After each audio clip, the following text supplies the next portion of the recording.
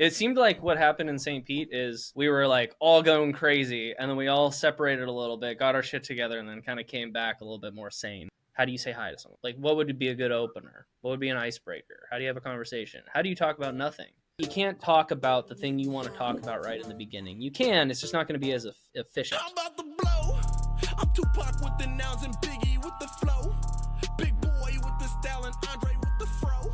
Jay-Z. What is up? Welcome to another episode of Experts of the Roundtable. I'm here with Dylan. Dylan, dude, it is a fucking pleasure to have you here. We've been connected for a while. You want to let everybody know kind of a little bit about you, and then we can kind of move into the conversation. Yeah. Cool. Well, I'm Dylan Gigliotti. Most people call me Dylan Gigliotti, but it's actually pronounced gelati, like the ice cream. I own Chat Funnels, and we help entrepreneurs master the DMs and get very efficient with their DM conversations and sell in the DMs, close in the DMs, book calls with the DMs, train their teams up, and been doing this for a long ass time. And I actually just relaunched our second program. It's called Messaging Mastery. I had a 1.0 and now I just relaunched a 2.0. So we've been cranking with that, and yeah, not too much going on else than that. Sounds like after my divorce, I was married to a Chelsea and then started dating somebody like 8 months later, and her name ended up being Chelsea. So we called her Chelsea 2.0 because she was just the upgrade. Oh my God. Just bumped it up, you know? Yeah. No, you're one of the best that I know when it comes to DMing people. I think it's like just your no fucks given attitude, where if somebody says no, like you just don't give a shit. I think that's where a lot of people don't even message people in the first place because they're just scared of what somebody's going to think of them, and they're scared of somebody saying, fuck you, I'm not buying your shit, or just some shit like that. I used to cry every time. Now I cry once a day. So it's not even bug me that much anymore. Love it. So what's funny is when we first met, dude, I was coming up to St. Pete. We were just out partying almost every single weekend. And I feel like that's where you got a lot of your DM skills, is because any girl that was there, this dude right here would just walk up and just start a conversation if she's with a man or not. Yep. I would walk up. I say, hey, you want to buy my program? And then, the guy to girl ratio in my program just got crazy. So I had to fix that. But a lot of the, how many years ago was that now? 3. A little over 3. Ago. Should we talk about the story when you got roofied? We can, dude. I was saying, do you remember that? But you don't. Oh, yeah, dude, that was a crazy night. Me and Rob were waiting for you to show up because it was your ex-girlfriend's birthday, and you were in Tampa trying to avoid her, and there's some shit. And I woke up in my car in the middle of a parking lot. It was the craziest situation. Biggest wake-up call that I've ever fucking had. Jeez, man. Yeah, I think that's one thing we just started to, we were kind of like, I'm pretty sure we had like a psychic conversation where we're like, I think we need to grow up. Yeah. After that whole debacle. And I think I moved out of St. Pete, and then, I think it seemed like what happened in St. Pete is we were like all going crazy, and then we all separated a little bit, got our shit together, and then kind of came back a little bit more sane. Yeah, no, 100%. Even like Rob, he was right there with us for a while, and then he took his step back, and we all kind of, like you said, grew the fuck up. Yeah. But yeah, I mean, you were saying like a lot of the skills that were kind of developed in those crazy times are kind of coming out in the, like, it's almost like when you take enough sales calls, you kind of like, you say like you do a reframe, or you say something that you're like, man, that was good. then you like write it down. You're like, I gotta use that. And then it just becomes a part of your pitch. Like you just every Yeah. time. Right. Well, what happened with me is like, and that was St. Pete. Even before that, like I was going out in just, it was like one of those skill. You ever have like a skill, like you're like, I gotta freaking learn this one. Like this is the one I gotta know.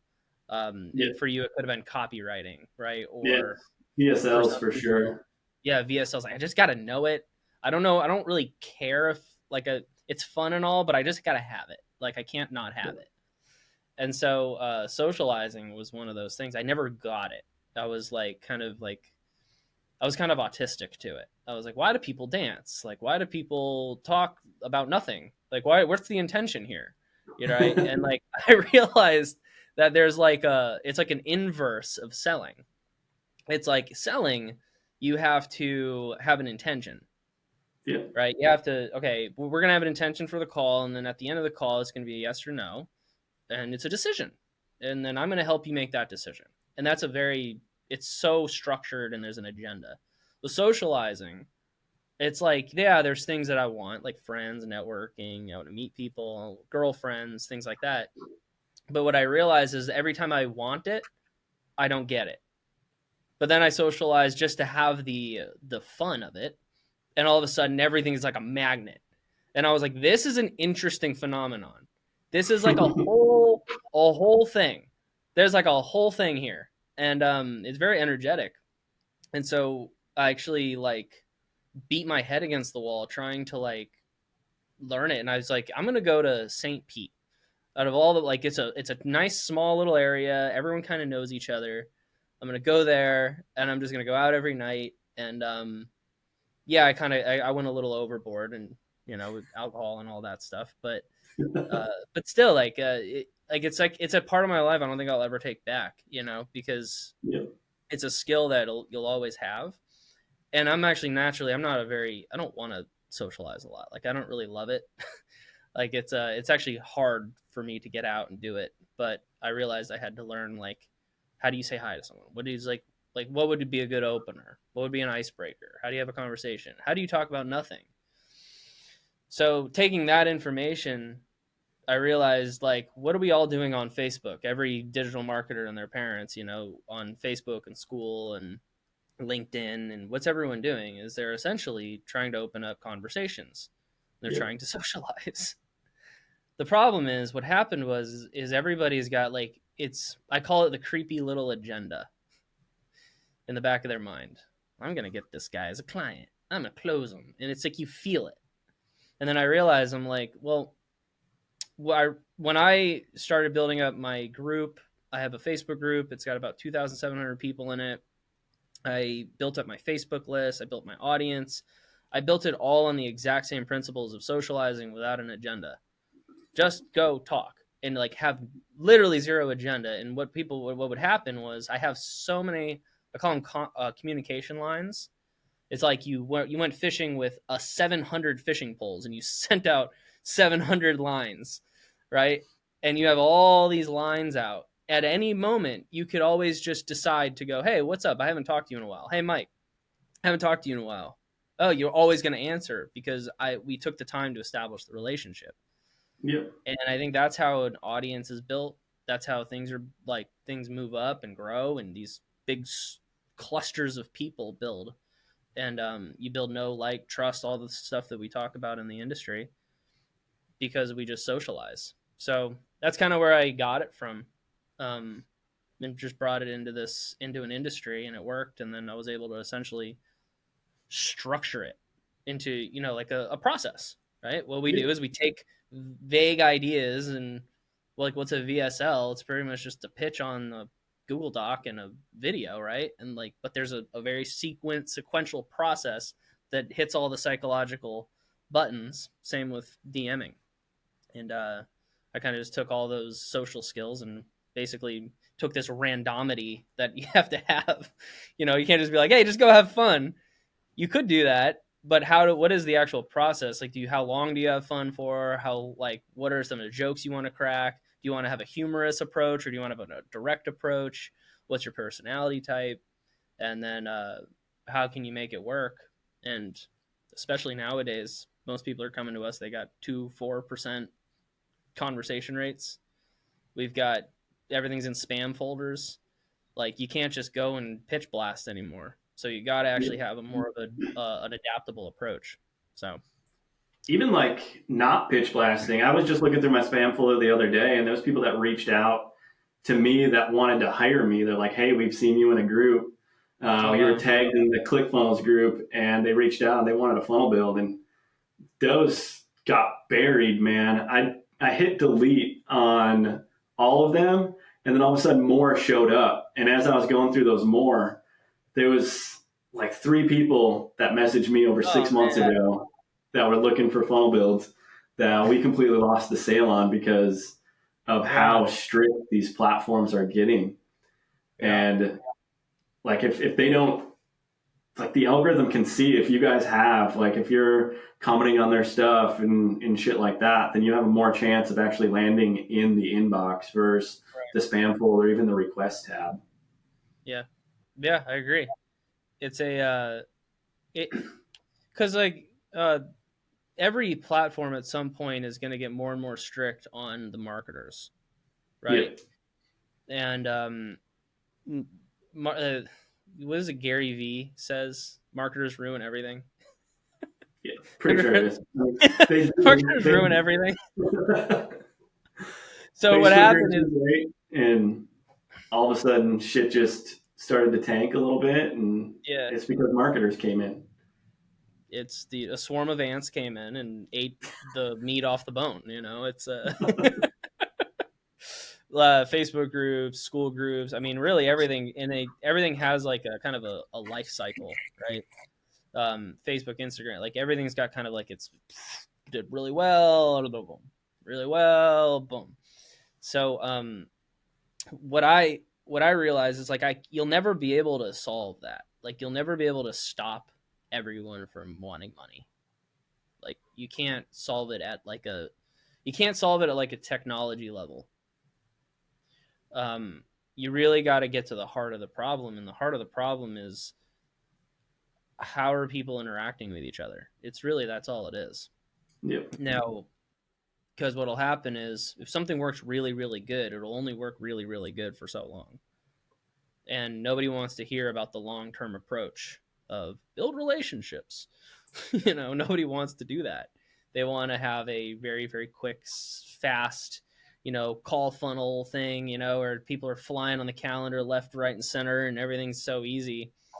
Well, like unless I think you have really the budget for that, and testing. I know you probably tell your clients like, hey, we're gonna have to test all kinds of angles. What's your budget? Yep. you know, so no budget, no, it ain't gonna work. So, and not everybody. I just don't think even people with the budget, like even if somebody has the budget, what was it? Damon? Is it Damon John? He says the biggest problem for a business that could happen is overfunding. Right, overfunding, because what happens is they lose that like feet on the ground, know the market really well. They're going to get overfunded, and then they're going to just try to like fund their way to success. Yep. And I realized like the business is just a very very deep people game. Like it's just a game of people, and who's got the most allies, right? It's just who's got the most allies. So if you're starting up, let's say, because usually the people I help, they're doing anywhere from just getting started, launching, up to our bigger clients are doing like 7 figures, right? Just hitting 7 figures. So now there's this big range, but like usually our ideal people are like doing 0 to 30K a month, right? So at 0 to 30K a month, like you should probably be, you really need to dial in this DMing thing. You got to get it to where you can talk to somebody, find a stranger on the internet, and close them. This past 2 weeks, we just went outbound, hard, just outbound, no group, nothing, and one call closed like 13 grand in a day for Hell yeah. two different people. Just random, we just go through the process and hit all the psychological buttons. They don't need 500 videos to be a buyer. What you need in the beginning is the skill of being able to turn a stranger into a client. If you can do that, you can bake out that process, and you always have that like foundation you can rely on. You don't have that in the beginning, you're kind of screwed, you know.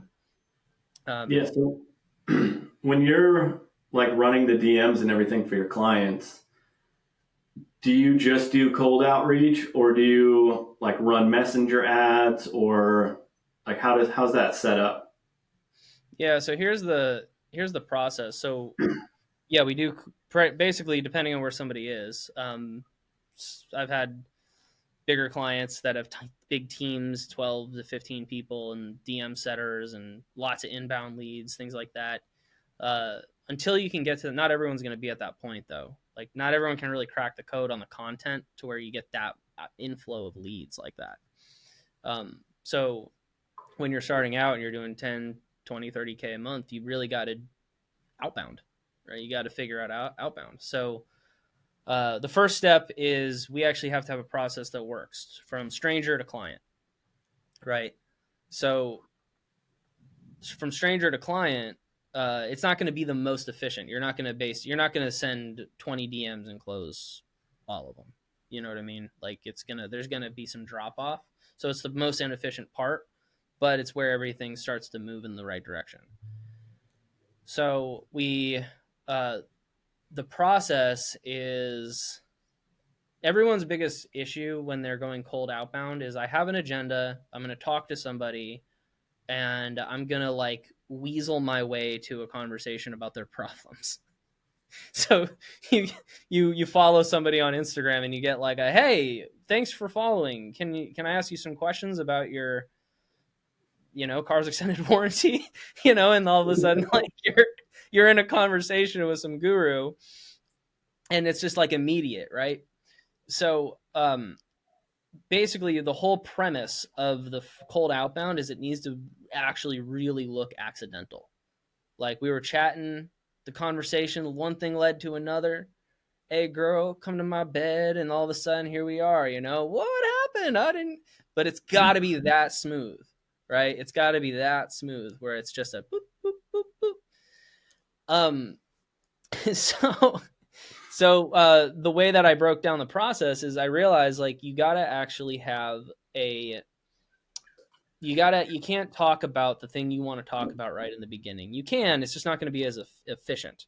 So there's a couple schools of thoughts. Just tell them your offer right now, and then they say yes or no. It's not really like that. I've had people see my offer. They're like, yeah, that's cool and all. But then I ask them about their problem. They have a big realization that they have a problem. And then they're like, what do I do? And then then the offer makes the most sense. So what we do is there's 3 stages. There's a rapport stage, your leadership phase, and then there's your offer phase, right? And it goes kind of like a bell curve, right? At the top is the offer, right? You got to make your offer right when we spike the emotions of the conversation.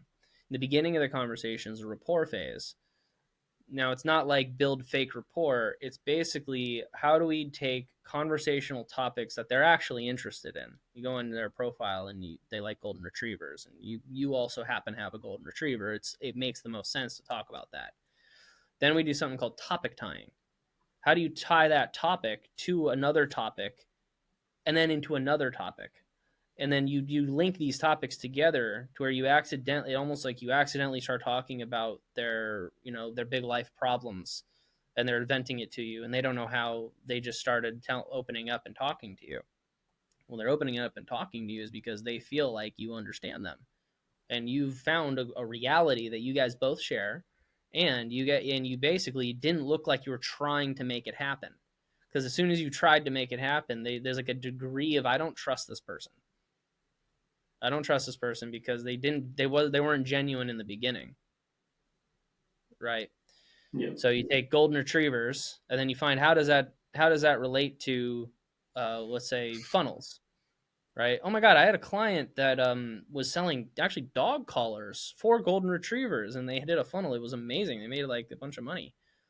Oh wow, really? Is that what you do? You do funnels? I actually have a dog grooming business. Oh really? Do you use funnels for your business? Yeah, I do. I have an email campaign. I do this. Oh, got it. How long have you been writing copy? And all of a sudden, one thing led to another, and Yeah, you're able to take golden retriever and talk about and bring it to funnels because we have a process to strategically move the conversation, right? And love that. then you do something where you frame it. That's where you get into the leadership phase. Hey, can I ask you about that? I have actually some insights I could share with you about funnels. Absolutely. Ask me. I know you now. We're friends now. I'm open now.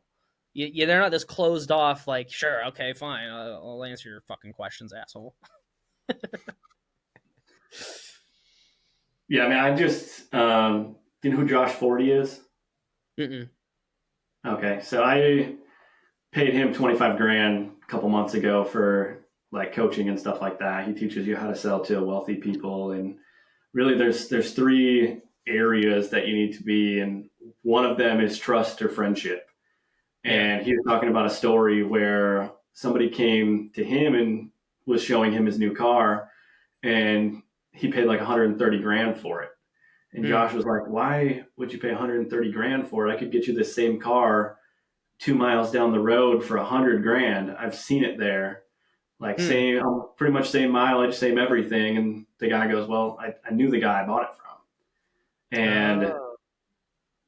it's about that trust and that friendship. And he trusted the guy enough to spend an extra 30 grand because he knew over the life cycle of the car, this guy was going to take care of him and he was going to like be there when he needed shit for it. And I think that's one of the biggest things that people fuck up in the DMs is they don't try to build that relationship. There's ways to like expedite that relationship so you can build the trust that you need with them, which is Mhm. exactly what you're talking about now. Some people think this cycle needs to be 6 to 12 months long They think when it's a time thing.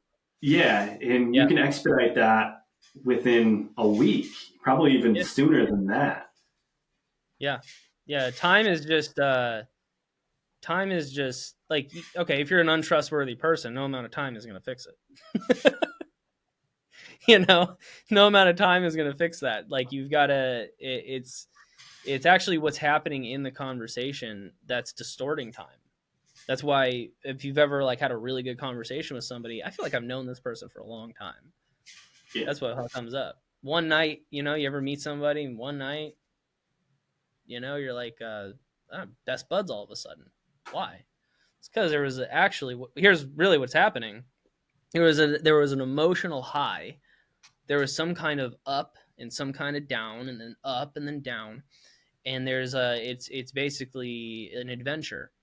When you go and travel, let's say you go to 4 different cities in one day, it feels like the longest day. It feels like multiple days, right? Yeah.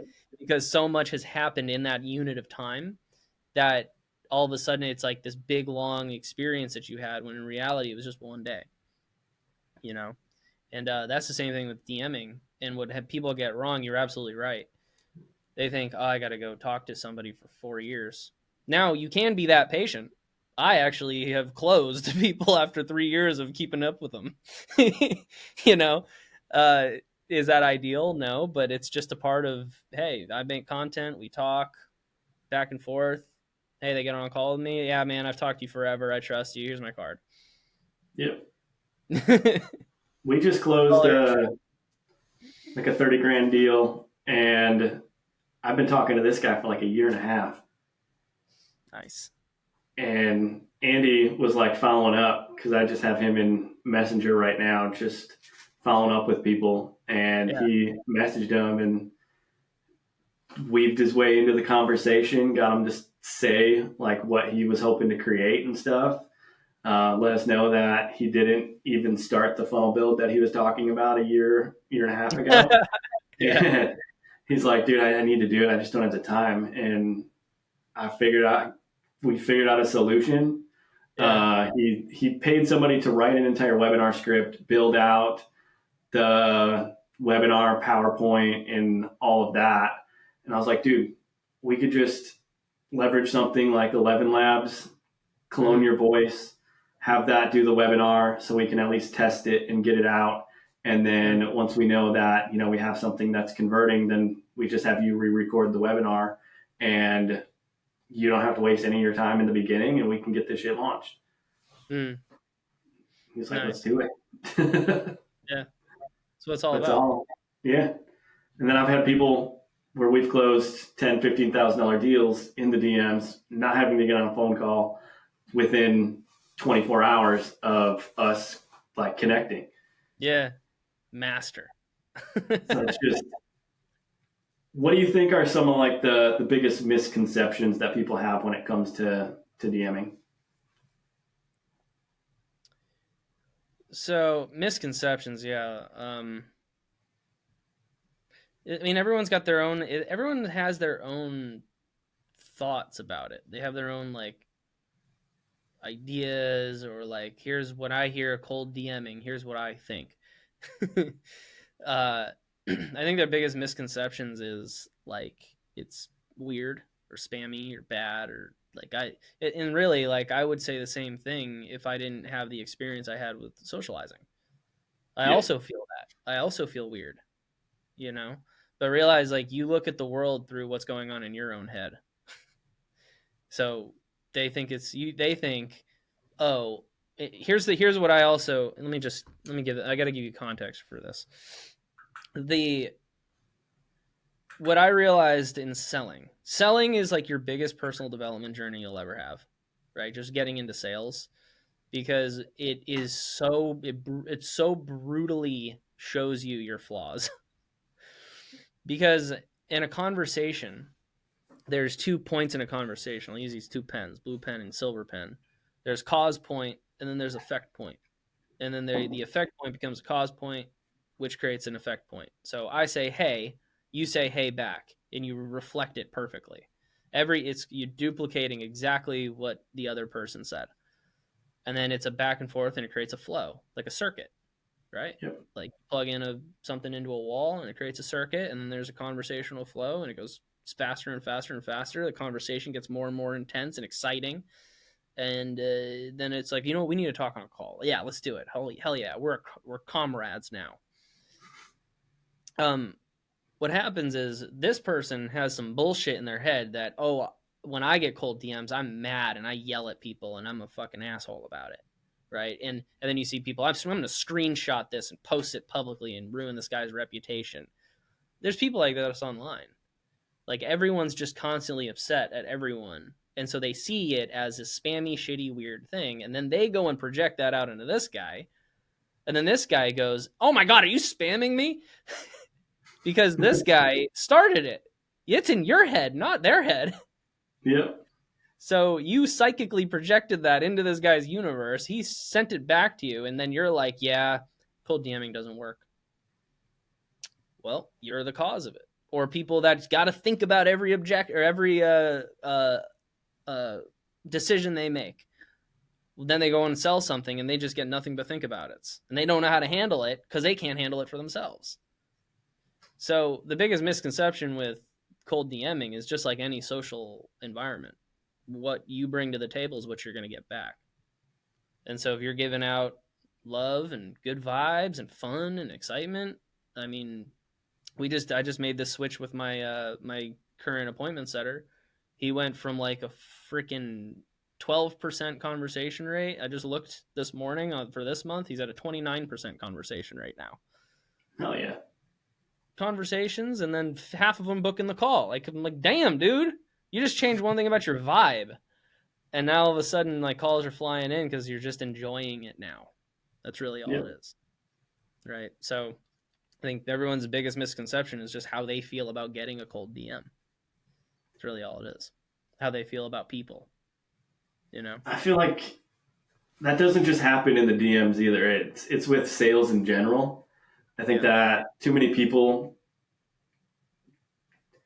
don't want to like book a sales call because they don't want to be sold, but then they expect other people to book sales calls for them, and they can come on and sell people, but then they have this energy around them where they're going into the call with one thing and one thing only, and that's to take the person's credit card. It's not to Right. actually help that person make a decision that is best for their current situation.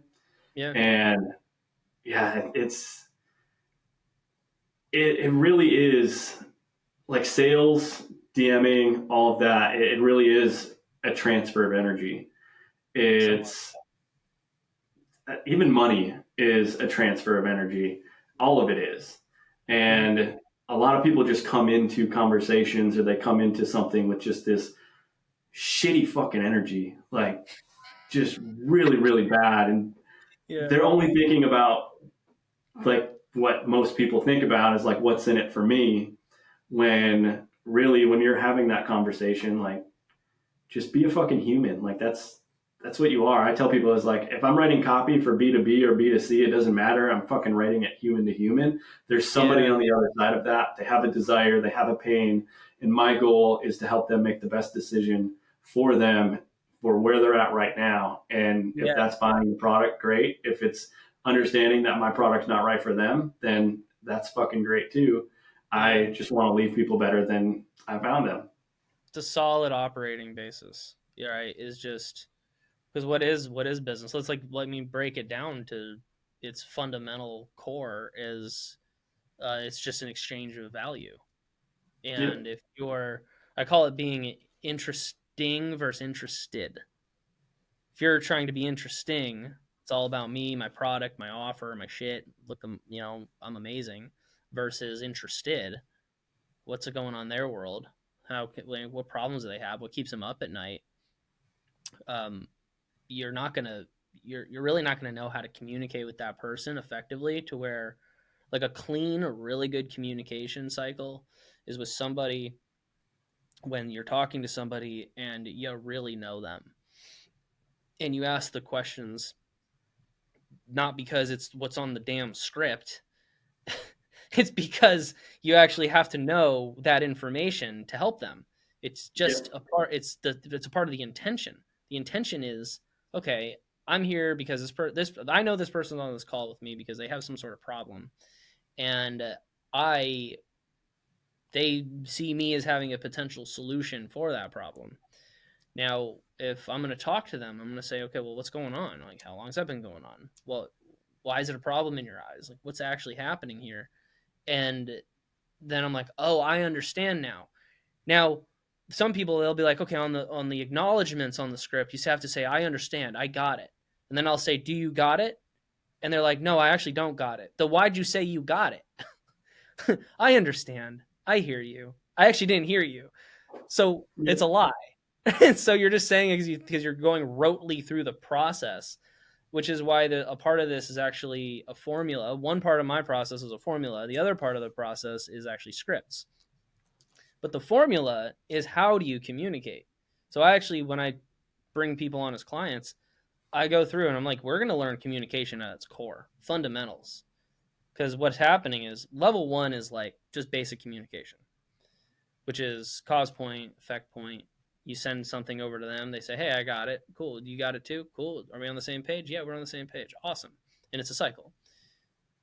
But everyone wants to get into the business. They want to get into business and they want to learn advanced communication skills like writing VSLs or reframes and belief shifts and open loops and fucking value pyramid, all this crazy high level NLP and shit.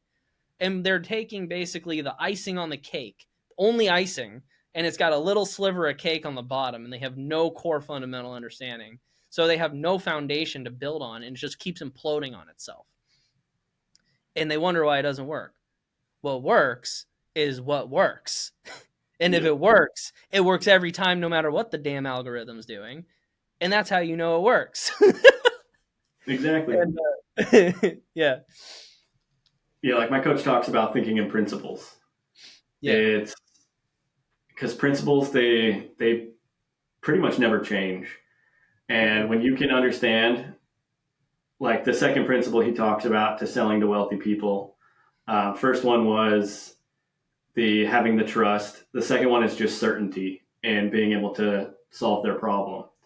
Mm. And those two alone, if you can create those, if you can create the trust and create the certainty that you can solve their problem, Yeah. then they're going to have no hesitation to pulling out their credit card and paying whatever your fucking price is. Yeah. Certainty sells. Because Yeah. also, I heard this somewhere. I don't remember where I heard it, but people aren't buying your product; they're buying your certainty that it can Yeah. solve the problem. Especially in the world, like our universe is a little different, like the digital marketing world, um, as opposed to like somebody selling uh, physical products or mattresses or something like that. Like that doesn't really apply, right? But like we're more of like a lot of people in our industry is like they have these big goals, and as the goals increase, the problems pop up, and we pop up in their world to solve that problem to get them to the next level. And so like our style of sales is a lot different than any other like old school selling world out there. It's very trust driven. It's very it's very problem and transformational focused, right? Getting people past their own internal crap. I'm sure you see this where like it's a logical sale. Like, yeah, we should do this because it's the only thing that's going to help you solve your problem, but you just can't get past your own fear. Can't get past your own biases, your own belief systems and shit like that. Yeah. And so then you start getting into these high level advanced selling where you're basically helping people become someone else. Right? Now shit like you help someone become somebody else. I mean, Powerful. you're powerful, or just get rid of the shit that's keeping them from already being the powerful version of themselves they already are. Yeah. And that's some crazy shit. I think that's amazing. Like that people can do that, and just words can do that. Shift people's perspectives. If it wasn't for somebody selling me, shout out to Gentry Chittister, Tanner Chittister's brother, closed the hell out of me. Right? When I was scared, I didn't know what to do. It was my first time in like the coaching space. Never done it. I did an agency, but I wanted to go big and bad. And he was like, hey, man, jump in. Let's go. I was like, all right, cool. 10K sale, Yeah. you know? So if it How do wasn't you? for it, like those are pivotal moments. Oh, One sale. 100%. Yeah. How do you think like working for John kind of shaped what you do now and how Mm. like how you operate? Yeah. John Whiting has been probably the biggest influence on my life. Like he's really we've butt heads a couple times, but he's a solid guy. He has no, there's not a lot of entrepreneurs that operate like him. Like really, he operates like wow. It's impressive. And I also, so one thing I realized in the moment, I was like, I want to be the entrepreneur, big bad baller guy. But I realized the level of skill you gotta have is enormous. DMing and sales, and I was thinking I had the skills that I was claiming I had. I thought I was good, but until I started getting on his difficult, like the offers he was selling were really tough, very transformative. You can't be timid. You've got to just like it was like 2 years of just grinding, and close the shit out of some of those deals. So I learned sales and DMing and socializing and the mind and how it works and how things like how our pictures keep us stuck and like pictures in our mind and just so much.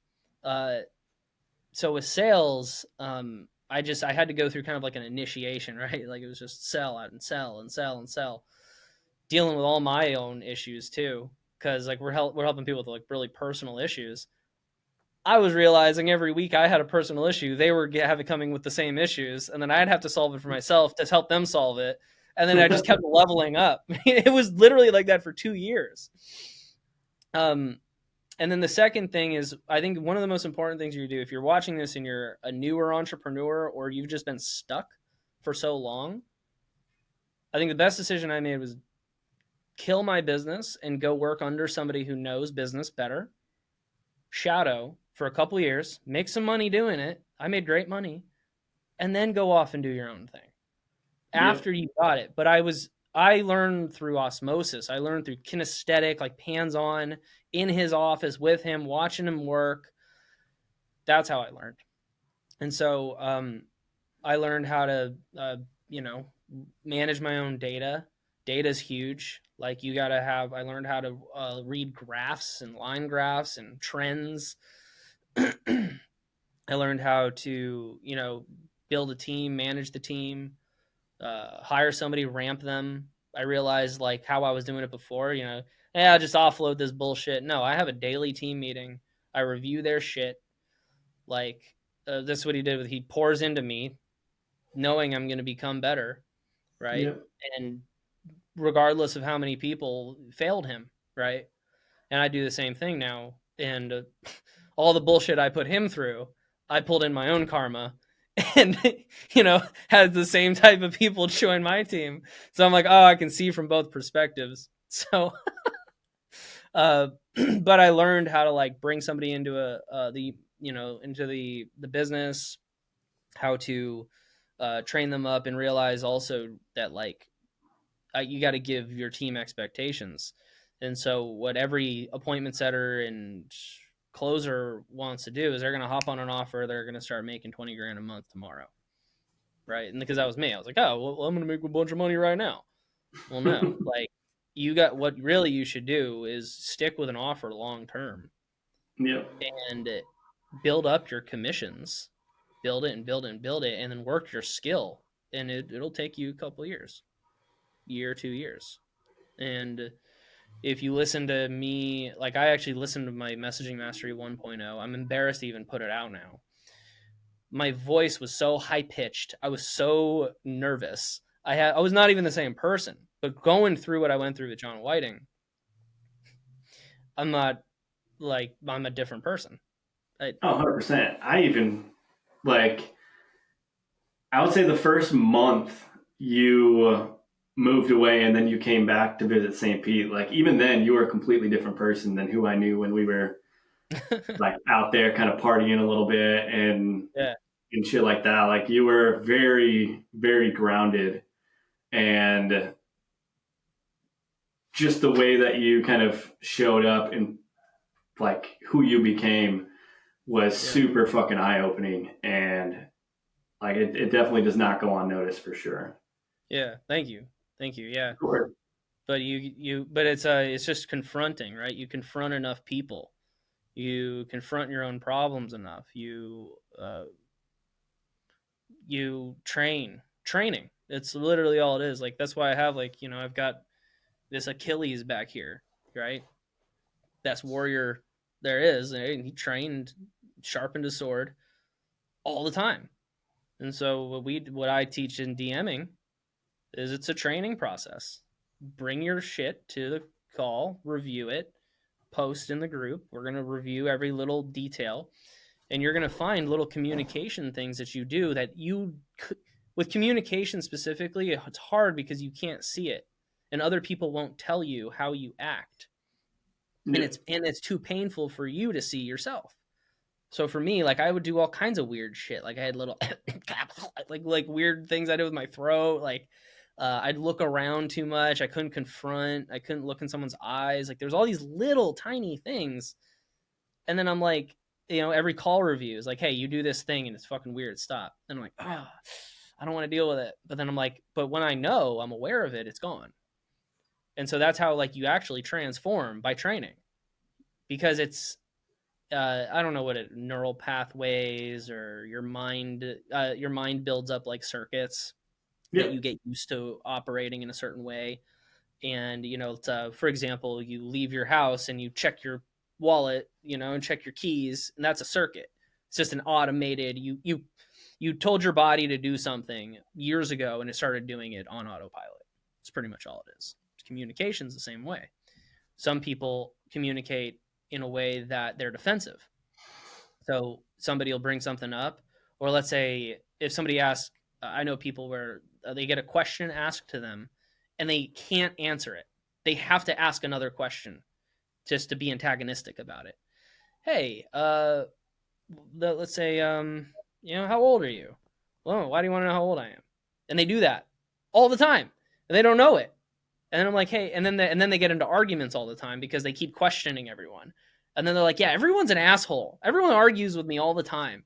And you're like, dude, if you got into sales, if you got into like just a communication based business or customer service, even, I don't care what it is, and somebody trains you to be better, if you did that, you would find out the cause of all your problems Yeah. is your communication.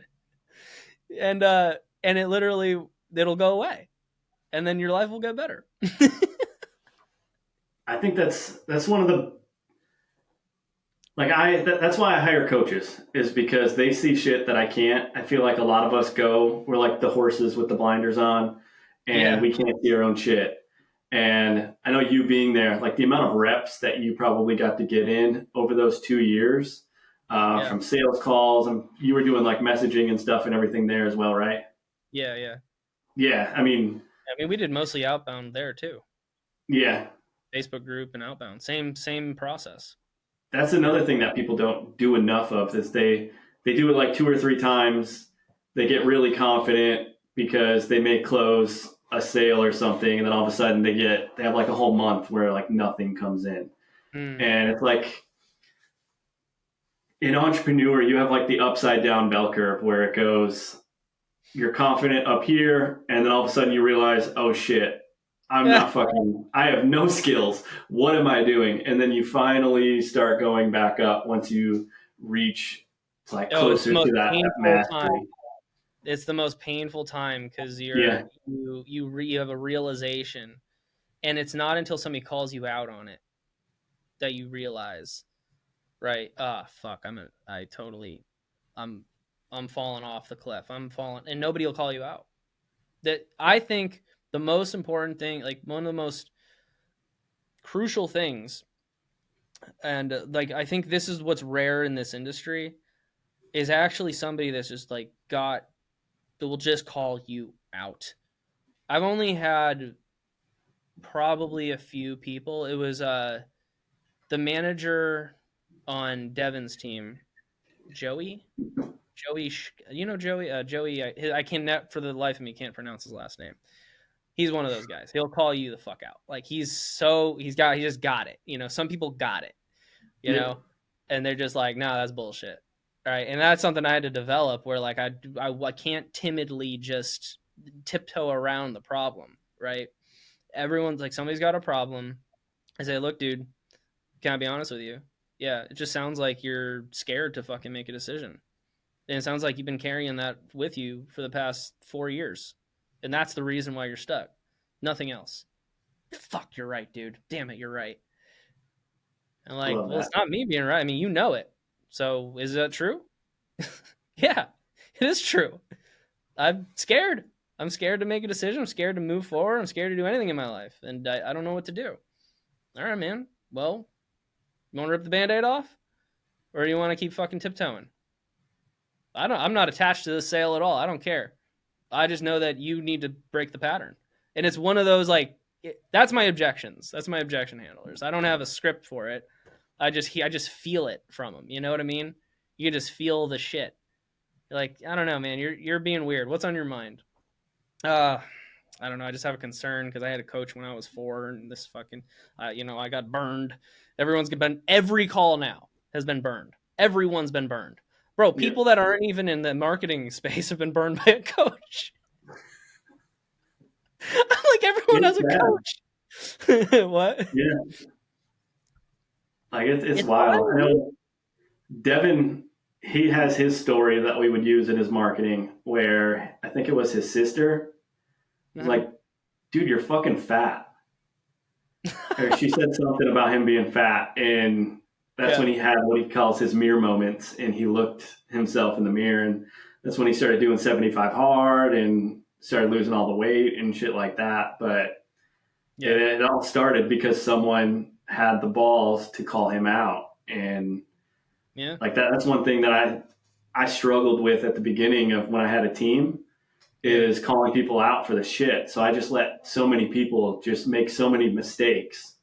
And they wouldn't get reprimanded. So why change? Why not? Like, there was no fucking reason for them not to change. And now if Yes. somebody makes a mistake, I'm like, I don't do it in there's a way to do it and there's a way not to do it. I think some people, they try to do it and they're just fucking assholes on That how was they me. come off, like super condescending, like Yeah. you're stupid, you shouldn't be fucking doing this. And then there's like the tough love way where Yeah. you How do do you it in a guys? way So that is actually like coaching. let's say I write shit copy or something. I misspell words. Like, how would you reprimand me in a For way that's not misspelling, I can't do condescending? shit because I'm dyslexic and I misspell stuff all the time. Um, but Nice damaging admission. yeah, I read the document and then I go through and I'll make comments and suggestions on it. And I'll do Yep. it while I'm on a Loom video. So I'll be like, hey, you said the sentence this way, but really if you say it this way, it's a lot more powerful and it will lead to that next line. Yeah. Or if you say, some people will like write something and they'll have the same word in the same sentence like 2 or 3 times. Mm. And I just try to coach them and just be like, hey, when it comes to like writing copy, you don't want to reuse the same word in the same Yeah. sentence. You might be able to do it if you use you twice or something, or like two and then two. But when it really comes down to it, you want to use just, you don't want to use the same word more than once. And you want to make sure that each line has Mm. like at least a little bit of an open loop to go to the next line, which is why we'll start some sentences with like and or because, and Mm. we won't do it at the line above that because that's just one single thought. And we Mm. want that next line to be a continuation of that thought or going to the next thought. So that way it like keeps people reading. And we'll do that in like a VSL where we'll be like some of the times the first sentence is, hey, in the next 10 minutes, you're going to discover how to make sure your wife never wants to leave you or something like that. And Mm. then we'll go like 30 seconds in and we'll say something like, and we're about to show you the exact strategy or the exact method that this many clients have used to like make sure this never happens. And then we'll say like we'll close that one loop, but as we're closing that one loop, we'll open up another one.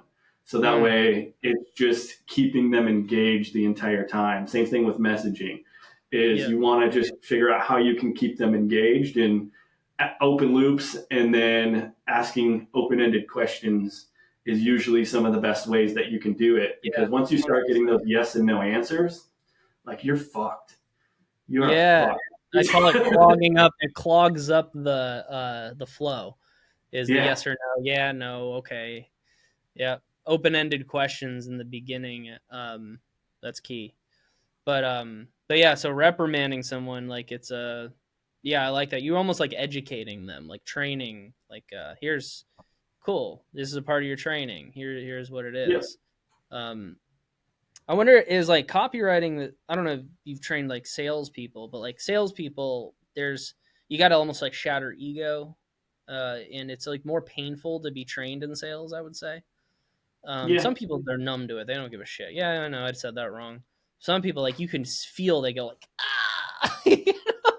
You say, "Hey, why'd you say that?" And they're like, blah! Like it really it just ruins them, right? I mean, it did with me. Like I was feeling it. Like it was like rip me up. Um, Getting coached in sales it does that. But is it the same with like copy, where like it's almost like their identity's getting destroyed when when you say you shouldn't say Yeah. that? I would say that because I know sometimes even when I have somebody review my copy and they're like, hey, you probably should have did it this way. I'm like, fuck you, you don't know anything. like but Yeah. now, like I'm getting a lot better with that. At the beginning of my career, it would just kill me, and then I would second guess every single thing that I wrote for that sales page or for that video script or anything. And now I'm like, okay, you know what? Our client's got a pretty good budget. We're going to Yeah. test against what you're saying, and we're going to test against what I'm saying. I'll do that with the copywriters on my team as well. Is I'll duplicate their doc and I'll go through it and rewrite it based on how I think it should be, and I'll test their original thought versus my thought of change and see which one actually converts better, because like I've realized that I can tell them what needs to be changed, but what really matters is the data that we're getting, Yeah. because I could be completely wrong thinking that I'm right. So I've just found that, being able to drop that ego and being able to just test and figure out which one's actually going to convert better, because I hope that it's theirs that converts better, because Mm. like I'm paying them to do it. Same, dude. Same. Like I'm Yeah. looking at we're just looking at numbers every morning. Like Yeah. my team today, the guy on my team, he's like, I don't know, like I'm all with my head about it. I'm sad, like I'm like, yeah, I get it, dude. I know how you feel. He's like, what do I say? What do I do? And I'm like, well, look, let's look at last month. Here was your numbers. Let's look in the past 5 days. Here's what your numbers have turned into, and it's like double. I'm like, Yeah. so what are you worried about? Oh, nothing now. And this is how I was trained, right? That's like back to the whole like how did it influence me to work under somebody else? Well, I would also like I know how it feels to be a DM setter and a closer and not have your hit your numbers or hit your numbers and think you didn't hit your numbers, and be all in your head about it. I'm not good enough. Like, okay, yeah, you close at 25%, but you hit your target. So who cares? It's a vanity Yeah. metric, dude. I'm like, oh, okay, yeah, sure. And who knows? Maybe those cycles will end in 2 weeks, and you'll close the rest of them. I'm like, yeah, Yeah. okay, cool. All right, shit. I'm not worried anymore. And it literally all of the mental mass and heaviness about it, and the bogged down and feeling bad goes away because you just look at the numbers. You look at reality. You're like, oh, it's actually it's fine. I'm not gonna Yeah. die. Being able to detach from that and not have your identity tied into what you do, I think is the most powerful thing that somebody can do. And then So, always reminding themselves to go back to the basics. dude, you got to kill the ego. That's what you Yeah. have to. Like I don't know how anyone can grow an organization and be egotistical. I actually started reading. I don't know if I have it now. I'm reading books on exiting, like building a company to exit. Oh, And dude, I actually just bought, let me see, I have it on my Kindle. yeah, this is I one. The exit just got it the strategy, other day. You should exit probably, if you're strategy reading books on playbook. exiting, it's called Start, Scale, Exit, Repeat. Oh, nice. And it's just a bunch of different entrepreneurs. Somebody like did one of those like interviews where they interview a bunch of entrepreneurs. Yeah, Somebody from Forbes, because it's a that's Forbes cool. book, and they just talk to people about how they start and go through and exit, and then just continue to repeat that over and over again. Yeah, yeah. Because I started thinking, I'm like, because in the beginning, I mean, I don't know if you felt this, but in the beginning, you're like, it's almost like, yeah, I made my first 100 grand or my first 200 grand, or I closed my first big deal, and like you just are like, I'm the business. Like you get this like big head. I got this huge head about it. I'm closing deals, making money, cashing out, and it like every decision is filtered through that. Like, Yeah. how am I going to look? What am I going to be? And now it's like it's so low consciousness. And so I'm like, you know what? I kind of don't want that anymore. As I started to evolve, I'm like, I got to create a company. Like, this is for the people. It's for my customers.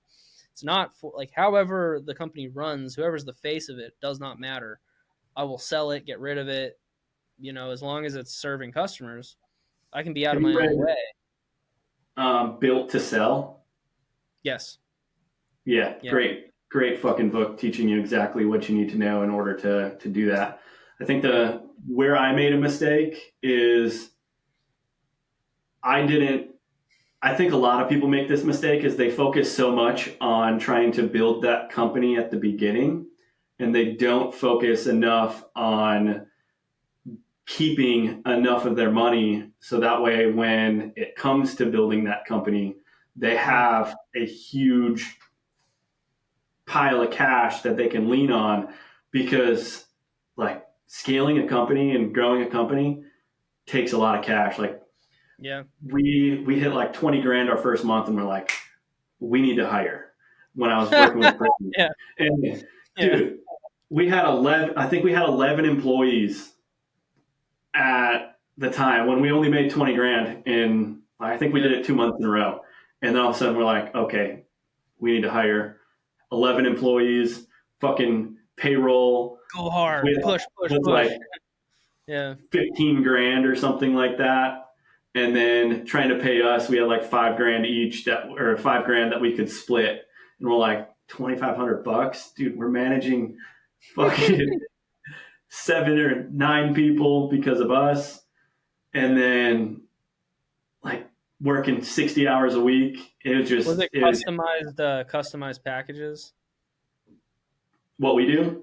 Yeah. Well, when you were building it, like what was the product when it was that complex? Everything got that complex so quick, or were you just hiring because you want to scale?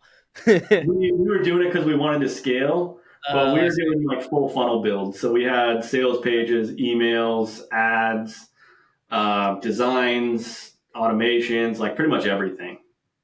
Yeah. And what I realized actually is, and I kept falling into this where I'm like, I can have multiple products, I can do this.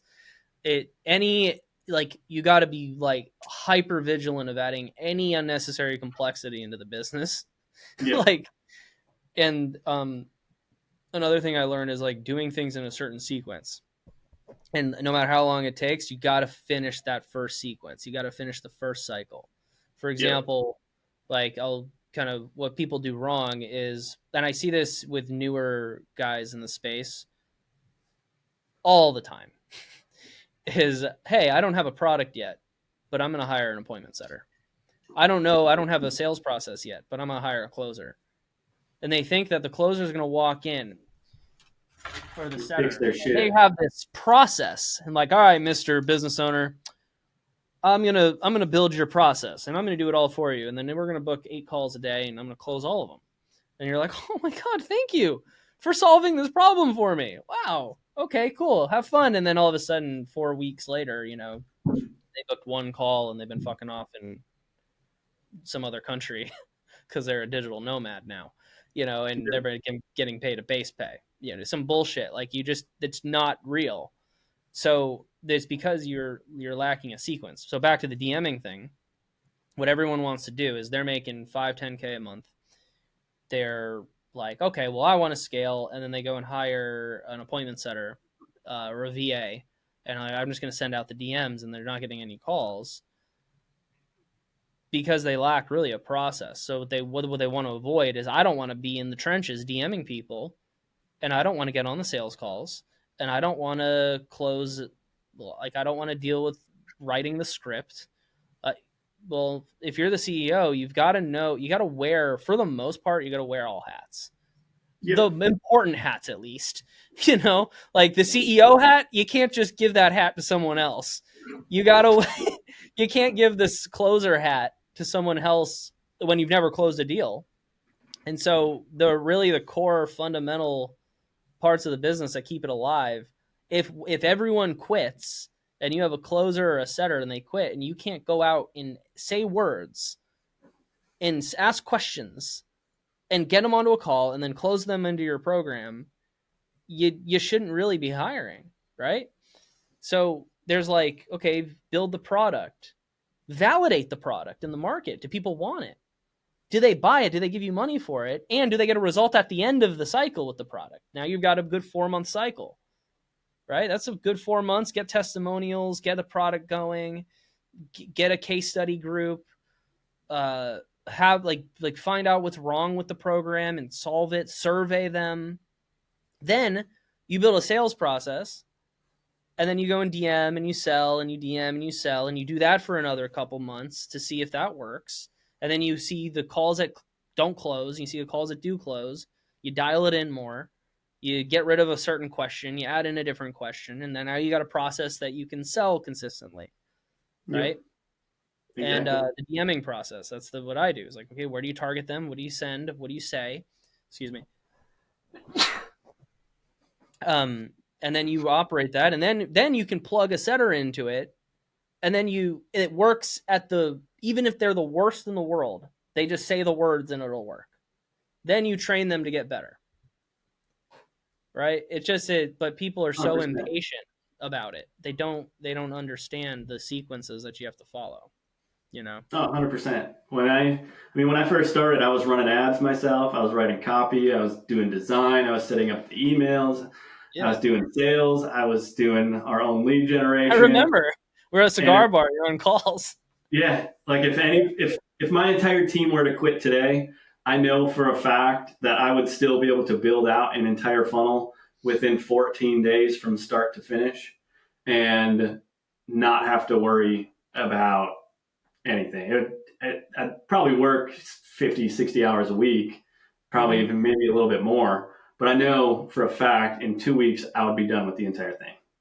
Yes, and like what's the goal? Is the goal to have the biggest, most bloated, overpaid team in the world and have no margins, or is it to have a really, really efficient, team of Spartans?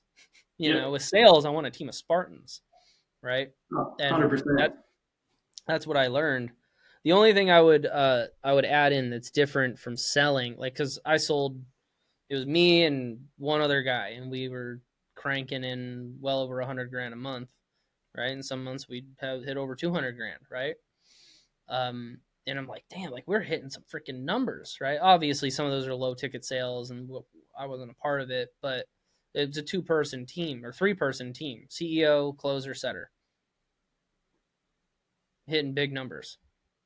And it's because we had it dialed so well. So we Yep. took John took the time to set everything up, bake it out, test it out, then record his calls. And so that's what I did. I closed over 100 grand myself, went and just DM'd people, recorded the DM conversations, recorded the sales calls, scripted it out. Then I just take my team. I'm like, say these, do that, what I said, and we just like, see it, see, I did it. And now they don't doubt the process. And so, I built a process. I can do a 96% show rate. So Oh, yeah. 96% of my calls are showing. I built a group that has content that handles all the beliefs about that they're going to have. That's going to keep them from showing to the call. So all the content is designed, and then I research and I ask everybody about their beliefs that they have about this process. So I basically, then we do a pre-call VSL that shifts and removes all the beliefs. Hell yeah. So you get on the call with the right beliefs, it's going to make the call a lot easier. And so then I went and I just closed, recorded, did it all myself, showed it. And now I have that skill, so I can transfer and duplicate that over to a team, which they're going to be. And now a team isn't going to make a bunch of money in the beginning, so that's not why they're there. They're there to learn the skills. So why would I be wanting to learn from another entrepreneur? So I can gain the skills. Nobody, like, everyone's like, I just want to offload this shit to someone. Yep. You got to sell that setter on being there every single day. Why do they want to be there? What are their goals? It's How does it hard. align with their goals? Yeah. It's hard too. And I know I just have one setter, and I mean, you know who he is. Yeah. And like he's great, making Yeah. sure that Smooth I as didn't have hell. the structure right when he started. I was like, oh, he's coming from this company, like he Yeah. knows. And not having that structure really kind of fucked a lot of things up. And recently we've gotten that structure and everything kind of dialed in. And I think he spends like, I think 30 or 45 minutes a day and just does the task that he needs to do. And the rest of his time is focused on, helping scale the other company he's working for. Yeah. But Yeah. yeah, So just hit the conversations, go through the yeah, process, and they should work, right? And it's really as simple as that. But I think leading a team, everyone thinks that, like, I don't know. I think team leadership is one of the most misunderstood things in this space too. Like Yeah. I was on a call with a potential executive assistant interviewing, and I'm like, "What's your ideal work scene?" And she's like, "I've never been asked that. Usually it's about you and how can you help me and all that." And I'm like, "Well, I want to create a vehicle for you to grow, because I know if you don't feel happy here, you're gonna go somewhere else. That's what's gonna happen every time. You're Yep. just gonna go bounce." So I'm like, "Well, what are your goals? What is your ideal work scene? What do you want?" And they're like, "I'll do whatever you want." And I'm like, no, that's not how it works. That's you're compromising. It's going to create resentment. What do you want? And I'll help build around that. And I'm going to make sure everyone's on the same page. That's what's going to keep the team sticky. It's what's going to keep that group like dialed. Love that. Yeah. Yeah, I had my team fill out what we call morning formula, where it's their 10-year vision, a vision board on what they want their life to look like, because I want to make sure that my vision is big enough in order for their visions to fit into what we're trying to create. And I can't do that if I don't know what they're trying to create in their lives and their careers and shit like that. So I like that you ask similar questions to figure that out, because like that's how you're going to get superstars, and you only need 3 or 4 superstars on your team, depending on what industry and niche and everything you're in, to make multiple 7, even 8 figures. 100%. 100%. It's there's actually, I just got a book. It's I haven't read it yet. I just bought all these books on Amazon, for the show. It's a who, not how, right? Yeah. It's about who the hell you're bringing in, right? It's the who is more important because they're the ones pulling the rope. So this is another one called Who. And this one's good too. And nice. I think, is it the same book? Is it about hiring? What? It's about hiring? Yeah. Yeah. Yeah, solve your number one problem. And it's figuring out who to bring in instead of trying to figure out how, because you can save a lot of time and a lot of money trying to figure it out yourself when you can just pay somebody that already knows how to solve your fucking problem. Yeah. So for those that are struggling with booking appointments and that are struggling to leverage their social media and their messaging, definitely reach out to Dylan, because he is a fucking savage when it comes to training, as well as you do done for you and everything. I do, right? Some of it's done for you, but it's more of a training process. Okay. Yeah. More of a training. Well, brother, process. I know we're out of time. If there's one piece of advice that you could give somebody when it comes to messaging and even entrepreneurship, what would that message be? Man. With messaging and DMing, for messaging specifically and DMing, stop trying to shortcut it. That's killing all your if I get one more AI bot saying the same rote repeated bullshit, it's not about the volume. I mean, I did $100,000 on 700 DMs. I mean, it's not about the volume. It's about making sure you're laying each brick as neatly as it can be laid, right? And you're not burning your bridges. Your brand is being built with every DM you send. It's either being built or it's being destroyed. So you're trying to shortcut a very, very intimate process. You're going to be left empty-handed. My one piece of advice on entrepreneurship: same thing. You're elongating the process by trying to shortcut it. Stop trying to find, the one hire, the business in a box that you're gonna fucking buy off of some webinar, and it's gonna be all done, and your whole life is gonna be the best. Like, you're looking for shiny objects You really need to master skills, and it's one skill at a time. But 100%. when you have it, the level of security you feel is like just by knowing the skill. If you don't know the skill, you just will feel very insecure. You'll feel like, let's say I'm going to rely on this one. Let's say you do hire a good closer or a good setter, and you don't know how to do it yourself. Then you're going to be hoping he doesn't leave. You're going to be screwed. So develop skills. Everything in business is a skill, and that's the journey. That's what's exciting about it. Is you become a different person. Like you said, I'm not the same person I was when I first started. Not the same person now, and me in 4, 5, 10 years, I'm not going to be the same person. It's going to keep evolving, keep evolving. So that's what I'd say is treat it like an evolution. Be okay with it taking a long time. Stop looking for the end goal, and just realize it's a process. And actually just be here because it's a game. It's a fun game to play. Brilliant. That's it. Yeah. Love it, bro. For those that want to get access to the course, like where can they find you on social media? What's your where can they Best purchase place the to go course? is Chat Selling Secrets is my Facebook group. The way I have it set up is, I mean, I give away my DM breakdowns. I have a whole course they can have for free. I mean, there's so much. I just give away the whole lot. And so if you want to like just, we're not going to come in and cold pitch you. Just join, look around. If you like my style, we can talk.